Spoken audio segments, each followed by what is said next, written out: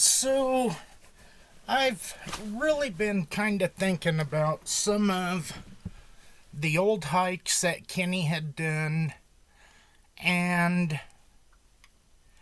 just to get a real feel of it, I wanted to really get the terrain. So I switched over from a satellite map to a topographical. This puts things into a little bit better perspective on what a person would be getting into. Um, I believe, okay, Wild Horse Pass is 6,863 feet.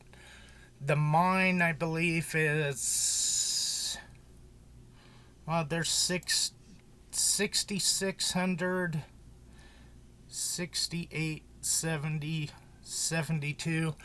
So the mine sits right about 6,800 feet,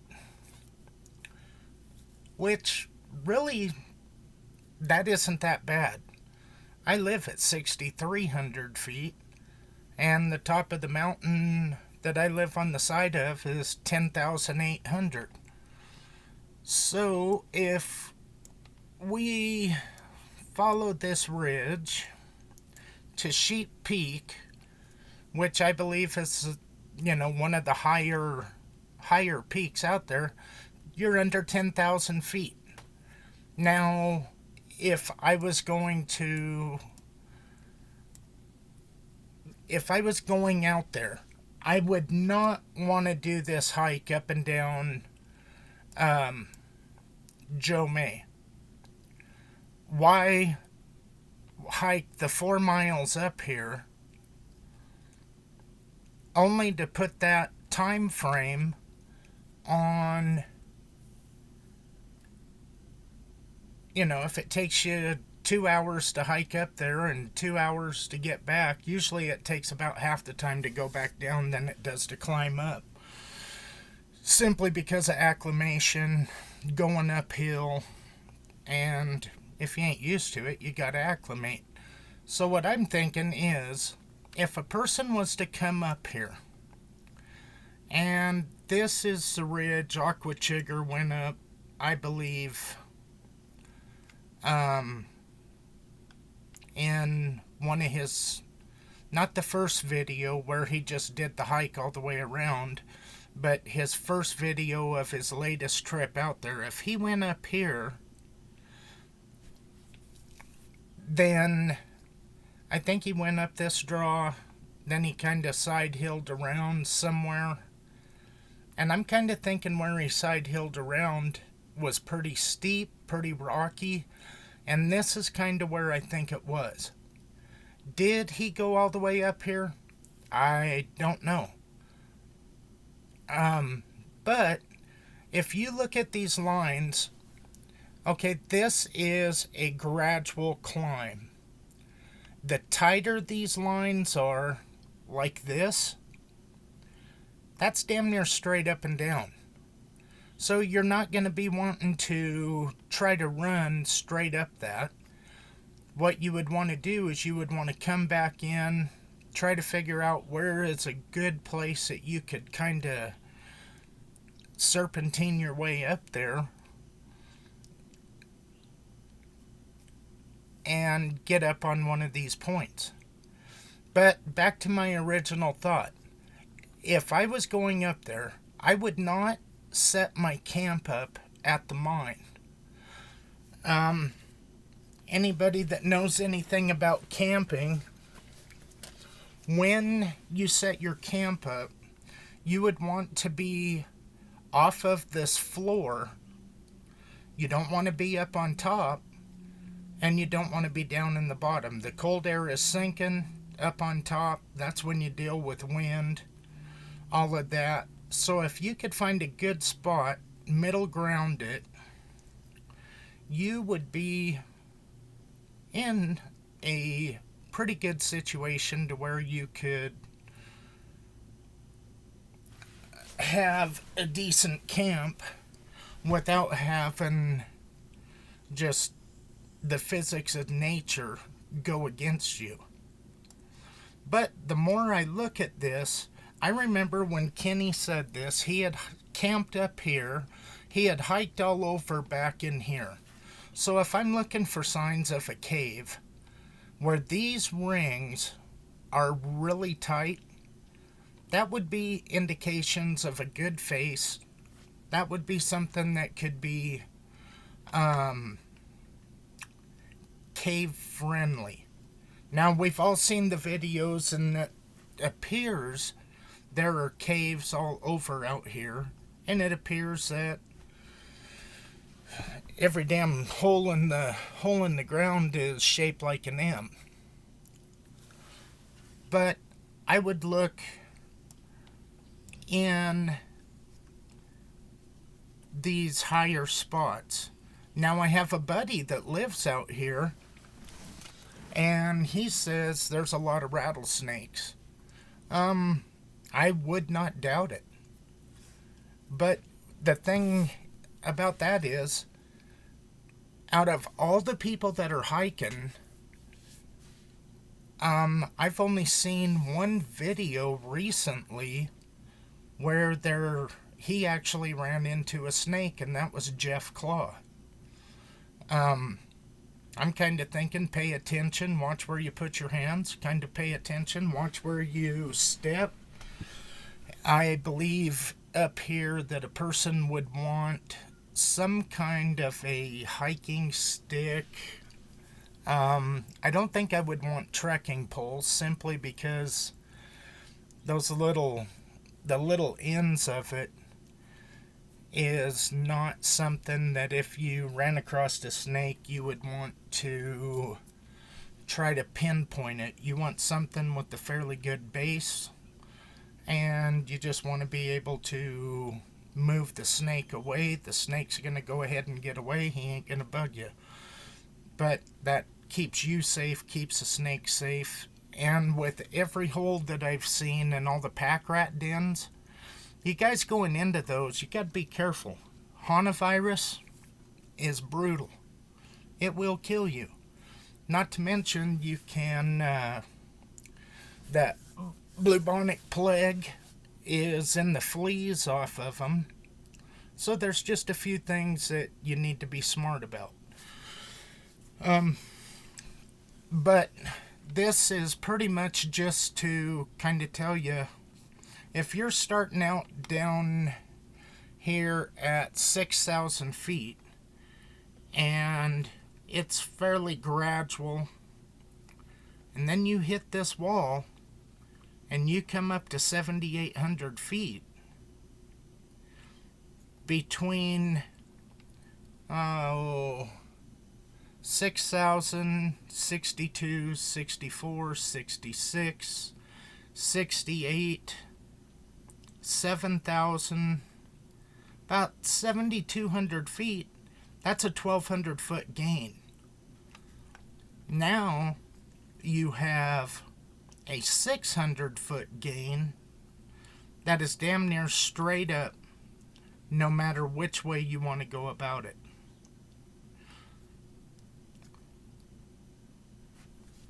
So, anyhow, my thought would be, come up in here to the mine, scout out a good spot for a camp. Personally, I would look for, I wouldn't go right here simply because these, the ends of those ridges are going to be wind. And I'm kind of thinking that this wind, everybody that does videos out there is showing wind. Whether you're out on the flat, whether you're coming up, it's windy. So you're going to want to come back in a little ways. Something like this, you would have, right there's 33 degrees, winds 7 miles an hour, there's less than an inch of snow, and the barometer's stable, so that tells you the weather is pretty much just holding exactly. Now here's your time frame for this time of year. Basically, 7 o'clock in the morning to 4 in the afternoon, that is when you have light.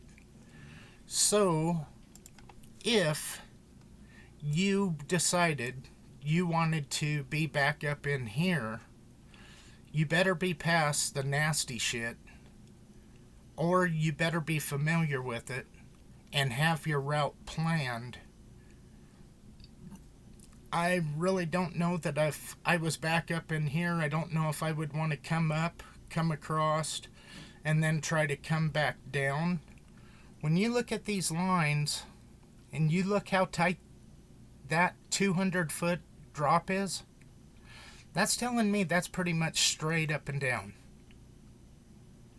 So I'm kind of thinking a person would have to, like if you wanted to go back up in here, go ahead and come up.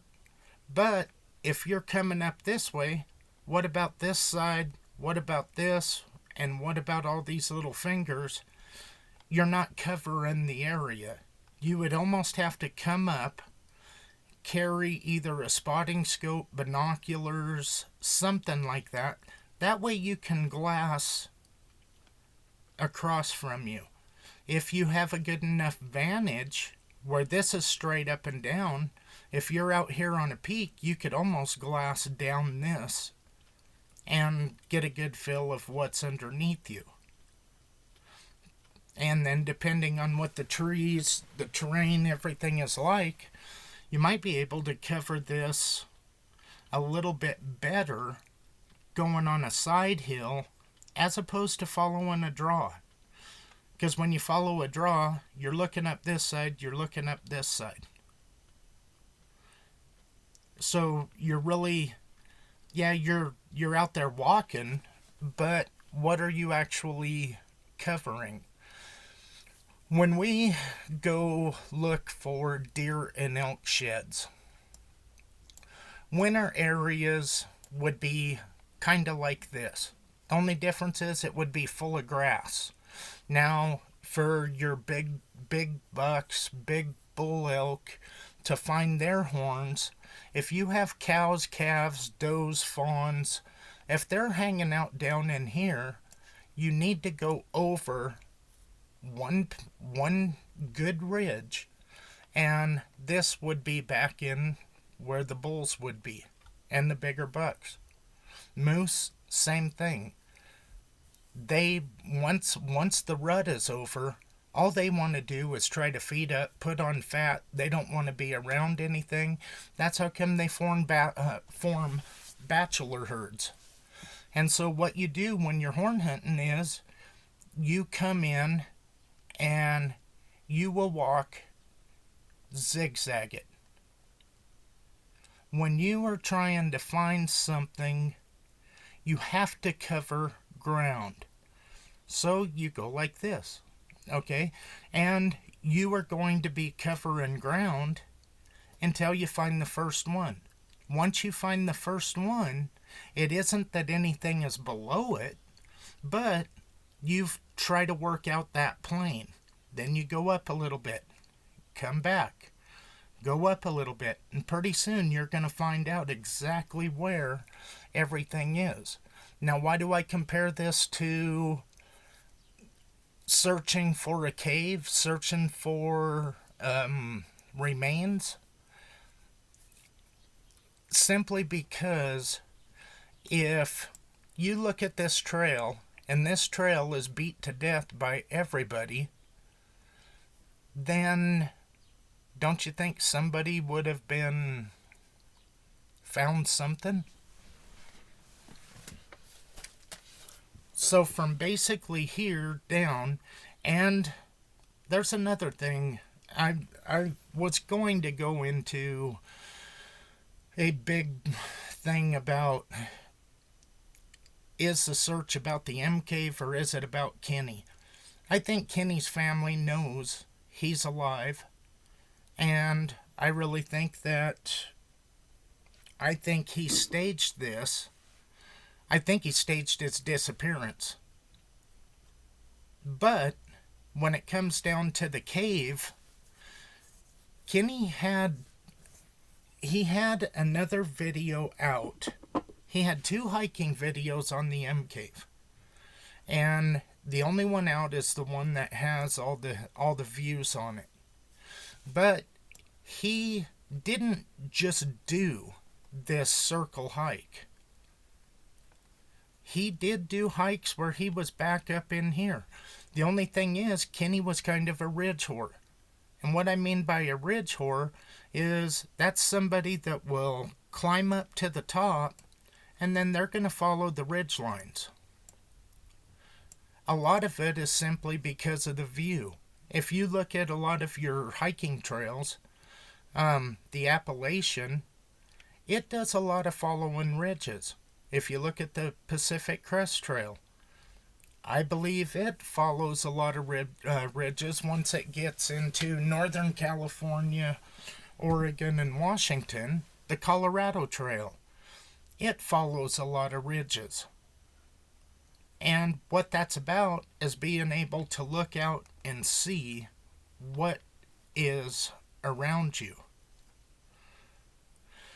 So anyway, if you are going out there or you're looking at maps or whatever, check out a topographical because it gives you all the detail, where a satellite gives people an idea of what they are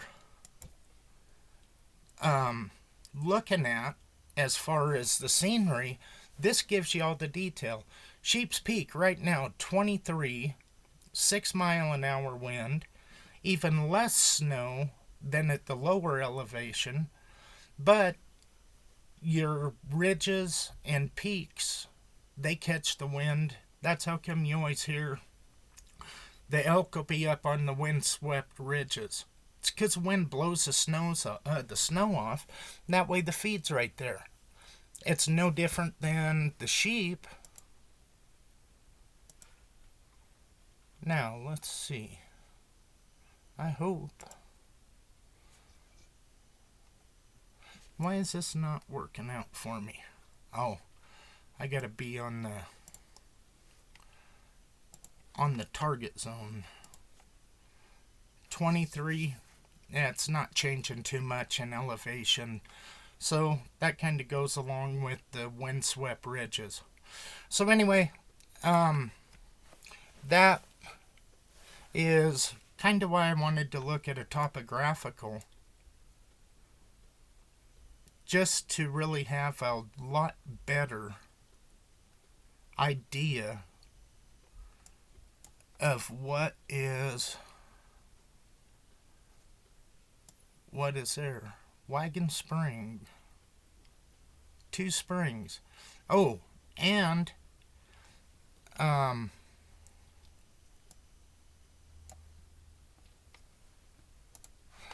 when Chig did that video where he came up on the other side and he showed that I think it was cow camp. Let's see. Yeah, when he came. Yeah. This spring had water in it. This spring, I believe, was the spring that was tapped with that plastic pipe. But those 2 springs, those are your sources of water out there. Because I really don't think it would be too much fun to pack 5 gallons of water up there. Alright, I've rambled long enough. Anyhow, check out Topo Maps, and I will catch you on the next one.